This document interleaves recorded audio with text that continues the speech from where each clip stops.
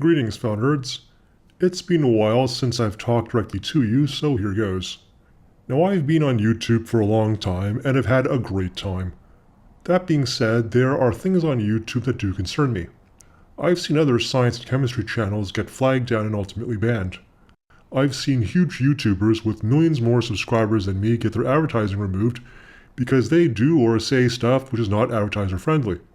I've seen my own views collapse even though I have 500,000 subscribers because YouTube won't notify my subscribers when I post a new video. Now, this last issue is likely my fault since I am a jackass and people avoiding me is par for the course. But the other things like videos getting removed and channels getting banned seems to be hitting very close to home. Now, YouTube can do what it wants and I respect their freedom to do so. Of all the YouTubers getting banned, there is probably a legitimate reason for coming after me because I actually do extremely dangerous things. So in the event I do get banished, you can still find me on Twitter, Facebook, and Instagram.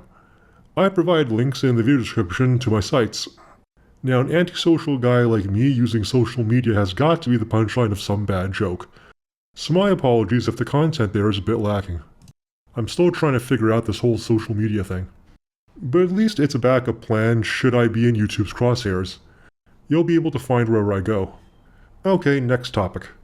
Now, there was some backlash against me putting ads in my videos, and I completely accept that. You don't want to see ads. Now, in discussing this with some of my viewers and some of my patrons on Patreon, it became clear that a lot of them think I'm rolling in money, and that the almost $900 in video that they're paying me should mean that I never have to put ads on videos. These videos should be massively profitable, cheap to produce, and me trying to find more money could only mean I'm incredibly greedy. Well, you're not totally wrong. I am incredibly greedy, but these videos are not cheap to produce, and they're not massively profitable. It might seem that way since I use a lot of off-the-shelf chemicals and homemade equipment, but the expense primarily comes from failures. So in this video, I'm going to roughly break down the cost of the videos. First and most easy to understand is the space rental and utilities at about 1,000 Canadian dollars a month. My lab equipment, chemicals, machinery, fume hood, cooling systems, lights, cameras, and whatnot have to be stored somewhere whether I'm using them or not. These expenses recur every month and I have to pay them regardless if I make a video or not.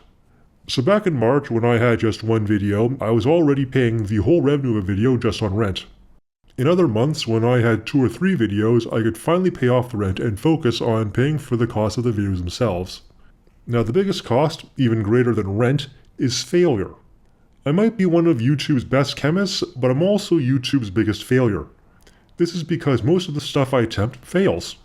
But you don't see that. I don't put failures up because they're utterly boring. For example, making the parachlorotoluene video alone and finding the right process and the right conditions to separate the isomer easily set me back a few $1,000s in the 2 months I was working on it. But you don't see the research, the experiments, and the failure associated with it, just the finished product. If everything worked perfectly right off, yeah, things would be cheaper, and I would have videos for you every couple of days. Right now I'm working on adding cyanide to the parachlorobenzylchloride I made earlier. Unfortunately, my first few attempts failed and used up all the chemicals I made, so I'm remaking the chemicals again. Remember those several months of videos where I was making the precursors? I'm doing it again. But you don't see that because I'm not going to spam and double charge you on something you've already seen. And that's just for experiments that I eventually get to work. For every working experiment you see, there is maybe 2 to 3 experiments that utterly failed, and I had to completely abandon, making those costs irrecoverable. Here's a few things that I've tried recently that you'll never see because I couldn't get them to work. I already bought and used up the chemicals for them. Was it profitable? No, those are massive net losses. I'm not going to charge you guys for failure, and asking for pity money is even worse. You're not a charity, you want a product and I have to deliver. After all, would you pay a restaurant that never gives you your food because they keep burning it halfway through? Now, some say failure videos would be popular and that I should post them. I say failure videos are only popular if they're spectacular. In most of my failures, nothing interesting happens. A bridge collapsing is a spectacular failure. A bridge not being built because you can't start the machines is a boring failure. Most of mine are the latter type. I avoid spectacular failures because I try to be safe. If I'm dead, you won't get any videos at all. Now, if you're hell-bent on seeing boring failures, I've included some in the video description. I wish I could predict beforehand which ones will work and which ones won't so I can save loads of money. I'm good, but I'm not that good. Now at this point you might be thinking that a lot of my videos are on easy experiments that worked and this channel shouldn't be costly at all. Maybe I'm grossly misrepresenting the facts. You are right to some extent, but it's not intentional on my part. If you sift through my videos, you will indeed find lots of easy science and quick videos that surely could not have had massive failures during research and production. The problem is that what you see here is called survivorship bias. The easy and cheap videos are the ones which make it far enough to be posted. The hard and expensive videos which failed don't get posted. So because you don't see the failures, you see a channel with lots of cheap and easy videos with very few difficult and expensive ones. Unfortunately, this severely misrepresents the cost and effort behind the scenes.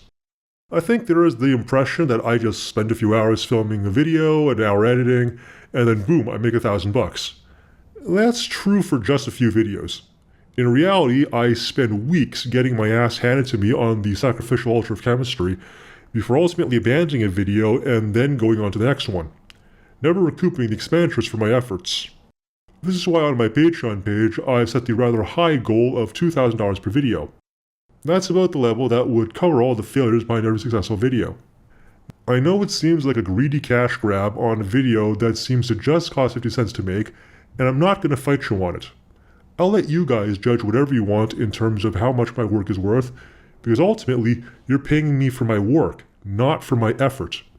After all, nobody wins a Nobel Prize for attempted chemistry. I just would like everyone to understand where the money is going. I'm most certainly not rolling around in it like Scrooge McDuck. I'll still be looking for ways to recoup my costs though, and that is why I make sponsorship deals. So am I going to keep begging for money and donations? Yeah. Am I going to keep negotiating sponsorships? Absolutely, as unpalatable as they may seem. I do not make enough money to be able to say no to money. Now honestly, what is that? Do they give a Nobel Prize for attempted chemistry, do they? Oh really now, this is a personal call.